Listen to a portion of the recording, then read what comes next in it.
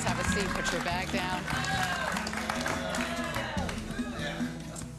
We have a lot to talk about, including the mixed reception you just got. But first, let's talk about game. It was a 5-0 vote. Yes. Now, you said so yourself. You got your hands dirty for McCrae and Amanda. So why do you think they chose to keep Andy and not you?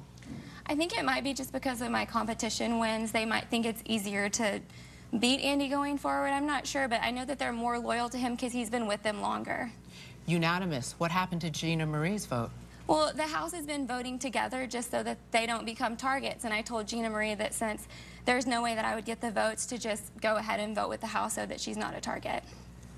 That was big of you. Thank you. From the beginning, you and Alyssa were like oil and water. Yes. You guys made it no secret that you did not like each other. Yes. Why did you dislike Alyssa so much? We became friends really soon in the house, and I love Rachel. And when I found out that she was Rachel's sister and that she had not told me that, I was confused about that and maybe what else she had been lying about. And then she had gone around saying that she thought that I was going to be the MVP, and it was putting a target on my back. And so it scared me, and I just separated myself from her because I didn't think that she was going to be good for my game. In the early days of this game, you said some pretty harsh things about your fellow housemates. Amanda even tried to warn you, give you heads up that some of your words others were interpreting as being racist. How do you respond to that? Being Southern, it's a stereotype, and I have said some things that have been taken completely out of context and wrong, and I do not mean to ever come off racist. That's not me, and I apologize to anyone that I've offended for that. We want to point out everyone in the house went in knowing that everything they say, everything they do gets broadcast live on the internet. So when you say the intention was not to hurt anyone, let me just read back a few of the things you said. Referring to Candace, you said, "Be careful what you say in the dark. Might not be able to see the bitch." Referring to Helen, you said, "Shut up. Go make some rice." I didn't. And referring to Andy, you said, "No one's going to vote for whoever that queer puts up."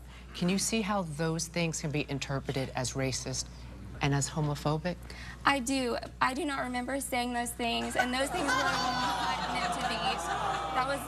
That was not meant to be serious. And if I said those things, I feel horrible for that, and I regret that. I don't even know what else to say about that, but I'm not.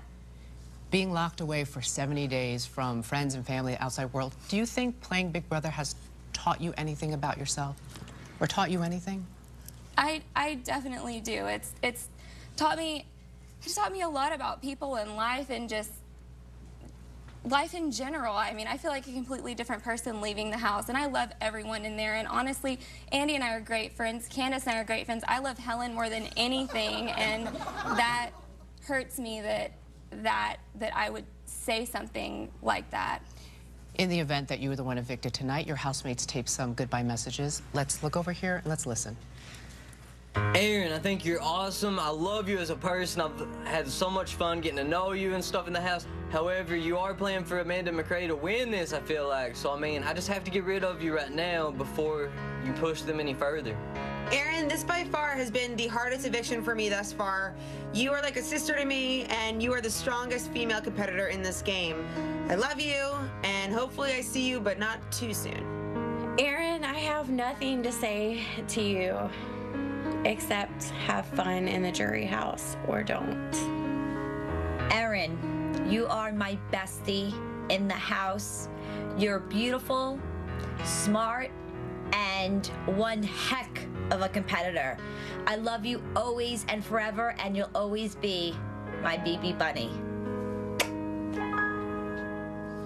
Any final thoughts?